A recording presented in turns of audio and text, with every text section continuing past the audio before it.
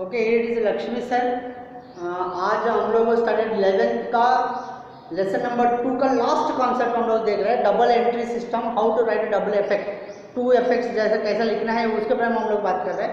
एक इलस्ट्रेशन है text book का पेज नंबर 45 में, टेक्स्ट बुक पेज नंबर 45 में illustration number 10, page number 45 illustration number 10 में ये कुछ सम है। अब उसके एग्जांपल्स लेके हम लोग इधर कुछ बता रहे हैं, मतलब how to write double effect कैसे लिखना है उसके बारे में हम लोग बात करें।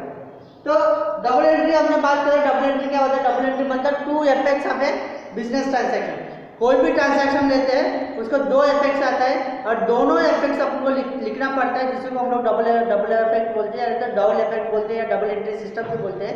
उसके हिसाब से हम लोग इससे पहले वीडियो में हम लोग उसका डिफरेंट रूल्स हमने बात किया था, personal account, real account, nominal account का। तो पर्सनल अकाउंट अगर हम बात करते हैं, debit the receiver, credit the giver. अगर रियल अकाउंट हम लोग बात करते हैं, what comes in, assets, goods, जो भी है बिजनेस में अगर आता है उसको आपको डेबिट करना है, और जो भी असेट्स या गुड्स बिजनेस में से बाहर चले जाता है उसको आपको क्रेडिट करना है। वैसे नॉमिनल अकाउंट अगर हम देखते हैं, ऑल एक्सपेंसेस और लॉसेस, जो भी खर्च होता है, जो भी लॉस होता है उसको आपको डेबिट करना है, और credit all income and gains, मतलब जो भी फायदा मुनाफा जो भी होता है उसको आपको क्रेडिट करना है। तो ये तीन रूल्स के आधार पर ही आज हम लोग बात कर रहे हैं उसको कैसा लिखना है, ठीक है। तो इलस्ट्रेशन नंबर 10 का हम कुछ वो नंबर है जो बोर्ड पे लिखा हुआ है, उसके आधार पे हम लोग देखते हैं इसको कैसे लिखना है। तो फर्स्ट वन है, Ranchhod commenced A business with capital of 50,000। Ranchhod क्या कर रहे हैं? बिजनेस कर रहे हैं, और बिजनेस करने के लिए क्या लगता है? इन्वेस्टमेंट लगता है। तो इन्वेस्टमेंट वो उसने लेके आए। तो हमने पहले भी बात किया था, कभी भी बिजनेस में अगर कैपिटल आता है, कौन लेके आता है capital? Owner of the business लेके आते हैं। तो ओनर ऑफ द बिजनेस और ओनर, मतलब बिजनेस जो है और ओनर जो है दोनों अलग अलग है। हमने बात किया था, इधर रणछोड़ क्या कर रहा है? रणछोड़ बिजनेस चालू कर रहा है। तो Ranchhod is a person, he will be going to start a Ranchhod shop for example. तो रणछोड़ अलग है और रणछोड़ शॉप जो दुकान है वो अलग है, दोनों अलग अलग व्यक्ति है।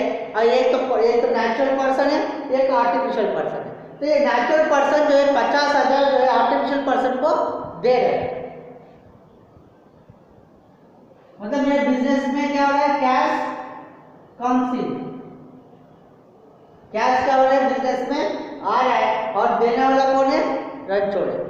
तो हम इधर रणछोड़ की जगह पे क्या लिखते हैं? क्योंकि ओनर है इसलिए हम उसकी जगह पे कैपिटल लिखते हैं, ठीक है। तो इधर हम इसके साथ देखा जाएगा तो बेनिफिट रिसीवर या बेनिफिट गिवर, वो अपन को देखना है। इधर रिसीवर है और इधर गिवर है। तो रणछोड़ क्या है? देने वाला है या लेने वाला है? तो Ranchhod is A giver. Ranchhod क्या पैसा दे रहा है? किसको दे रहा है? रणछोड़ शॉप को। शॉप इज आर्टिफिशियल पर्सन, तो वो भी एक अलग व्यक्ति होता है, तो अलग व्यक्ति को दे रहा है, इसलिए इसके हिसाब से इधर क्या हो रहा है? Benefit giver. कौन गिवर है? रणछोड़ है। तो रणछोड़ की जगह पे ओनर है, इसलिए हम लोग उसको क्या लिखते हैं? कैपिटल अकाउंट लिखते हैं। क्या लिखते हैं? कैपिटल अकाउंट हम लोग लिखते हैं, ओके। तो इधर आप बेनिफिट गिवर लिख भी सकते, नहीं भी इससे कोई जरूरत नहीं, गाड़ी ऊपर लिखा हुआ है। तो इसके जगह पे हम लोग क्या कर रहे हैं? कैपिटल क्या कर रहे हैं? क्रेडिट कर रहे हैं। तो क्रेडिट टू कैपिटल अकाउंट। और दूसरा साइड पे क्या हो रहा है? मेरे को पैसा आ रहा है, कैश आ रहा है, तो इसलिए हम लोग इधर what comes in, cash comes in, तो debit to cash account, okay. Debit the cash account, credit the capital account. ये टू इफेक्ट्स हमने दिखा रहे थे। वैसे अगर दूसरा अगर हम लोग बात करते हैं, क्या है? 20,000 deposited with bank of Baroda. 20,000 मैंने कैश क्या किया? डिपॉजिट किया। डिपॉजिट मतलब क्या होता है? हम जाके पैसा बैंक में डालते हैं। जो भी पैसा मेरे पास है क्या करूंगा? मैं बैंक में डालूंगा। तो बैंक में डालूंगा तो क्या होगा? मेरे पास से पैसा चले गया। किसके पास चले गया? बैंक के पास चले गया। तो bank is the receiver, bank के पास जा रहा है तो बैंक ले रहा है, मेरा पैसा बैंक ले रहा है, तो बैंक इज द रिसीवर, और मेरे से क्या जा रही है? कैश जा रही है। तो गोस आउट इधर है जहाँ पे मेरा कैश जा रही है, और रिसीवर इधर है जो बैंक ले रही है। तो इधर आएगा debit, debit to the bank account. Bank कौन सा, उसका अगर नाम देता है तो नाम भी लिखना है, bank of Baroda account, debit to bank of Baroda account. और दूसरा अगर हम लोग देखते हैं क्रेडिट, क्रेडिट इफेक्ट कहाँ करना है मेरे को, जो मेरे से जा रही है, ये ले रहा है तो मैं कुछ तो दे रहा हूँ, क्या दे रहा हूँ, कैश दे रहा हूँ, तो कैश गोज आउट, तो इसलिए क्रेडिट टू कैश अकाउंट, क्योंकि कैश जा रहा है मेरा, इसलिए कैश को क्रेडिट किया हमने। इफेक्ट इधर बात करना है पर्सनल अकाउंट के हिसाब से, डेबिट द रिसीवर, तो रिसीवर को हमने डेबिट किया, व्हाट गोस आउट क्रेडिट करना, क्रेडिट व्हाट गोस आउट, इसलिए हमने क्रेडिट किया कैश अकाउंट, ठीक है। वैसे दूसरा देखते हैं तीसरा, goods of ₹2000 purchase on cash. Goods purchase, purchase मतलब क्या होता है, खरीदना।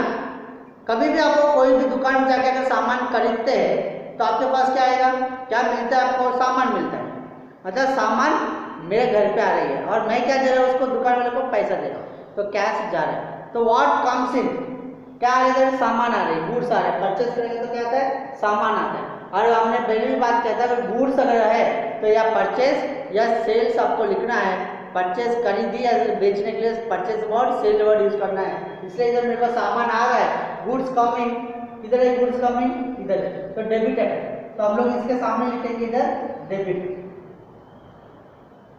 Debit to purchase account, debit to purchase account. और परचेज खरीदी करने से मेरे पास क्या गया, कैश गया, तो कैश गोस आउट, तो क्रेडिट करेंगे कैश को, क्रेडिट टू कैश अकाउंट, ठीक है। और तीसरा हम देखते हैं, goods of ₹1000 sold to Radha, सामान जो है मैंने राधा को बेचा, राधा ने कैश दिया, इधर राधा ने कैश कुछ भी नहीं दिया, ना ही कोई भी सेंटेंस में, ये सेंटेंस में अपने को द वर्ड कैश नहीं है, तो ये होगा उधारी, क्रेडिट ट्रांसैक्शन। क्रेडिट ट्रांसैक्शन में अपन को गिवर या रिसीवर होता है। मैं क्या कर इधर सोल्ड कर, सोल्ड मतलब सामान बेचना, सामान बेचना मतलब मेरे से सामान जा रहा है, बिजनेस में से सामान बाहर जा रहा है, और कौन ले रहा है, राधा ले रही है, तो राधा इज द रिसीवर, तो इसलिए राधा को हम क्या करेंगे, डेबिट करेंगे, डेबिट टू द राधा को, और मेरे से क्या गया, सामान गया, तो क्रेडिट टू द सेल्स, ठीक है। ऐसे इफेक्ट्स आपको दोनों साइड पे दिखाना पड़ेगा। और इसके बाद हम बात करते हैं goods purchase from Meera, Meera से सामान खरीदा, सामान खरीदेगा तो क्या होता है, मेरे बिजनेस में क्या आएगा, मैं सामान ले रहा हूँ तो बिजनेस में सामान आएगा, तो बिजनेस में सामान आ रहा है, कम इनटू द बिजनेस, और मेरे से क्या जा रही है, कुछ भी नहीं जा रही है, क्यों, क्योंकि इस वर्ड में कैश वर्ड नहीं दिया है, इधर क्या दिया, मीरा दिया, मीरा मतलब नेम ऑफ द पार्टी, तो receiver is the giver, Meera कौन है, गिवर है, और ये सामान मेरे पास आ रहा है, तो गिवर है, पहले तो कम सीन है, तो हम इधर लिखेंगे debit to purchase, debit to purchase account, और इज द गिवर, गिवर में इधर लिखा बेनिफिट गिवर, गिवर में कौन है, मीरा दे रही है, इससे इधर मेरे को मीरा अकाउंट को क्रेडिट करना है, credit to the Meera account, credit to the Meera account, he is the giver. इसके बाद हम लोग बात करते हैं sundry expenses incurred 300। Sundry expense, expense मतलब क्या होता है, खर्च होता है, खर्च हम लोग क्या करते हैं, बिजनेस के लिए कुछ ना कुछ खर्च होता रहता है, तो हम लोग नॉमिनल अकाउंट के हिसाब से अगर हम देखा जाएगा तो ऑल एक्सपेंसेस एंड लॉसेस क्या करना है, डेबिट करना है, debit all expenses and losses, credit all income and gains. तो इधर मेरा एक्सपेंस है, तो एक्सपेंस क्या है, सन्डे एक्सपेंस है, कुछ स्पेसिफिक नाम नहीं दिया, सन्डे दिया, तो सन्डे एक्सपेंस को ही अपन को क्या करना है, डेबिट करना है, या all expenses and losses debit, तो इधर आएगा डेबिट टू सन्डे एक्सपेंसेस, कौन सा बोलते हैं, सन्डे एक्सपेंसेस। वैसे क्या जाएगा, खर्च करता है तो कैसा क्या जाता है मेरे पास से, सामान जाता है, सामान नहीं जाता है, खर्च करेंगे तो क्या जाएगा, पैसा जाएगा, तो व्हाट गोज आउट, पैसा जा रहा है, तो इससे इसके सामने हम लोग इधर लिखेंगे credit, credit to the cash, क्योंकि हम खर्च कर रहे हैं तो क्या जाएगा, पैसा ही जाएगा, डिविडेंड रिसीव्ड वर्ड पास्ट है, वैसे इधर भी इनकर्ड पास्ट है। तो रिसीव्ड मतलब हो चुका है, कैसा हो गया, डिविडेंड रिसीव्ड मतलब मिला। डिविडेंड क्या इनकम हो जाता है, इनकम में मेरे को मिला तो क्या मिलेगा, कैश मिलेगा। तो कैश आ रही है इसलिए कैश कम्स इन, इसलिए इधर आएगा मेरे को डेबिट टू कैश। वैसे ही इस साइड पे चल जाएंगे तो इनकम आएगा, तो इनकम आपको नॉमिनल के हिसाब से all income and profits will be credited. तो क्रेडिट उसका नाम लिखना है, जो नेम रहेगा तो नेम लिखना ही पड़ेगा क्योंकि इनकम में नेम में आता है। क्या मिला, डिविडेंड मिला, तो डिविडेंड आता है। ठीक है, तो इस तरह का आपको ये टेबल बनाना पड़ेगा। तो इलस्ट्रेशन नंबर 10 है, इसके बाद इलस्ट्रेशन नंबर 11 है, उसके बाद लास्ट में 2 सम दिया है एक्सरसाइज में, वो सब इसी तरह से आपको वो एक्सप्लेनेशन करना है, इसी तरह से आपको ये टेबल बना के ये आपको लिखना है। खाली इतना आपको देखना है, डेबिट एफेक्ट में क्या आता है, बेनिफिट रिसीवर आता है, व्हाट कम्स इन, जो भी एसेट होगा, गुड्स होगा, कैश होगा, बैंक बैलेंस होगा, वो आपको इधर आएगा, और एक्सपेंसेस और लॉसेस होते इस साइड पे आपको लिखना है। वैसे ये हो गया मेरा डेबिट। अगर क्रेडिट का अगर हम बात करते हैं, क्रेडिट साइड पे क्या होगा, गिवर, जो मेरे को सामान दे रहे हैं। अगर कैश ट्रांसैक्शन नहीं होगा तो ये गिवर या रिसीवर आएगा।